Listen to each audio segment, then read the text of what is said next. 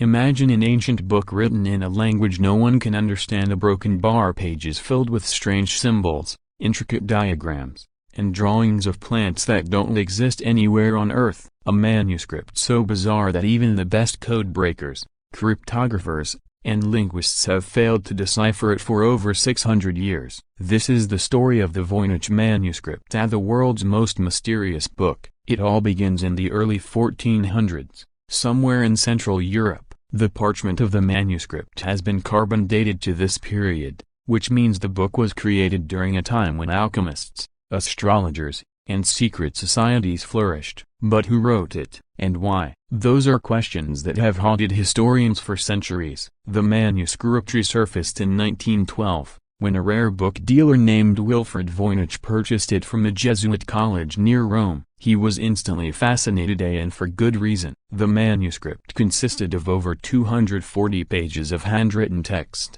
filled with strange looping letters, symbols, and illustrations of plants, stars, and human figures. Voynich hoped to translate it, believing it might reveal ancient scientific or mystical knowledge. But no matter how many experts examined it, nobody could read a single word. Each page is written in an unknown script, a language not found anywhere else. It flows beautifully, almost like poetry, yet every attempt to decode it has failed. Even modern artificial intelligence and advanced cryptographic programs have been unable to crack its code. Some believe it's written in a lost language, others think it's an elaborate hoax, but the level of detail and consistency throughout the book suggests it's far too complex to be meaningless. The illustrations inside are divided into several strange sections. There's a botanical section filled with drawings of plants, some look familiar, others completely alien. Then there's an astronomical section, showing celestial diagrams,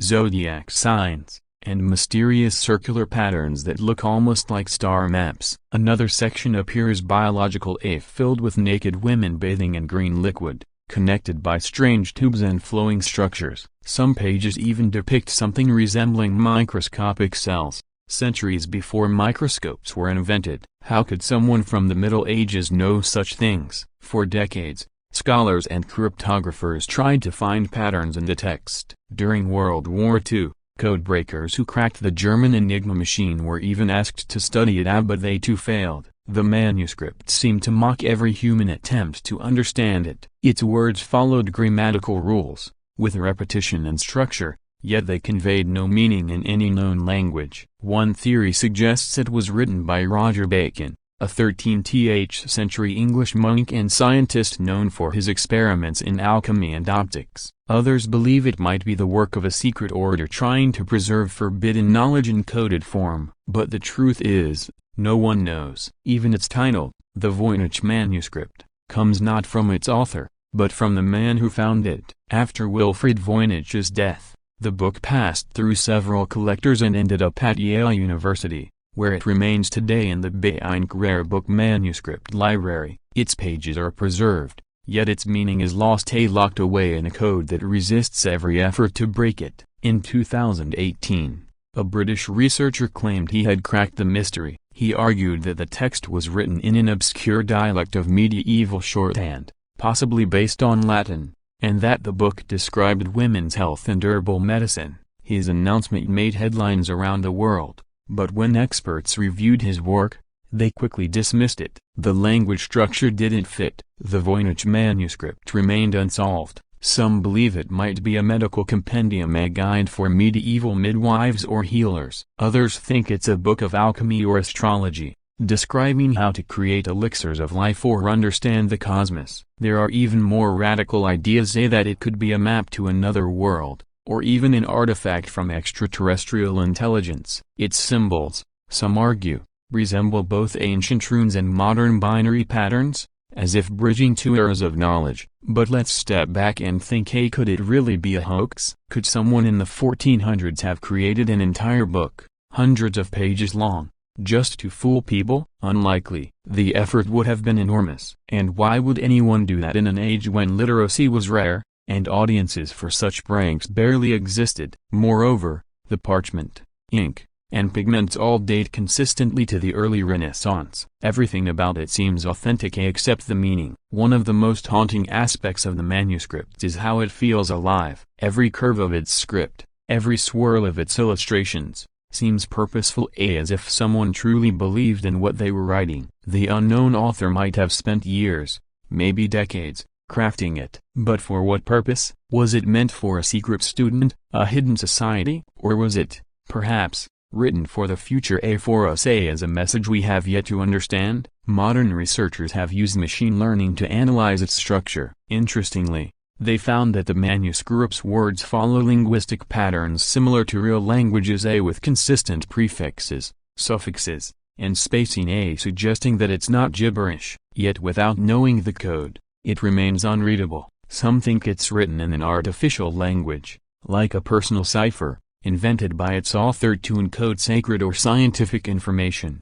Others have pointed out that the illustrations might hold the key. The astronomical diagrams, for instance, show strange circular alignments that some scholars believe match real constellations, but seen from a perspective not of Earth, but of another planet. The botanical drawings mix features of plants from different continents, which would have been impossible for a medieval European to know about. Could it be that the manuscript preserves ancient knowledge from lost civilizations, or even contact with something beyond human? Then there's the biological section. The images of naked women bathing in green liquid, many connected by strange, vein-like structures, have puzzled scientists for years. Some say it represents an early study of anatomy or reproduction. Others think it's symbolic, describing the cycle of life, water, and healing.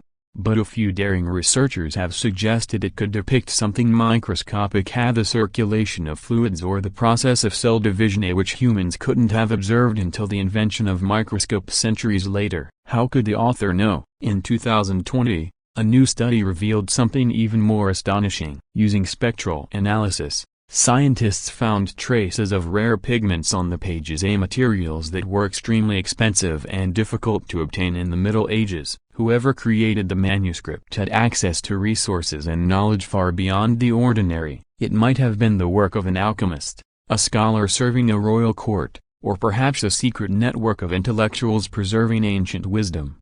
And yet, despite all the theories, the Voynich Manuscript refuses to reveal its truth. Every attempt to decode it leads to another question. Its language doesn't match any alphabet, ancient or modern. Its words repeat in patterns that make sense statistically, but not semantically. It behaves like a real language, yet remains silent. Some say the manuscript might be a kind of visual spell, that the act of writing and illustrating it was ritualistic, not informational. Perhaps it wasn't meant to be read in a literal sense, but to invoke an experience, an esoteric form of art or devotion. In many ancient traditions, sacred texts were written in code, meant only for the initiated. Could the Voynich Manuscript be one of these, a book of initiation, hiding truths in plain sight? Others have speculated that it might have originated outside Europe altogether. Certain symbols and stylistic choices resemble manuscripts from Central Asia or even ancient Mesoamerica. Could it be that the manuscript's creator traveled across continents,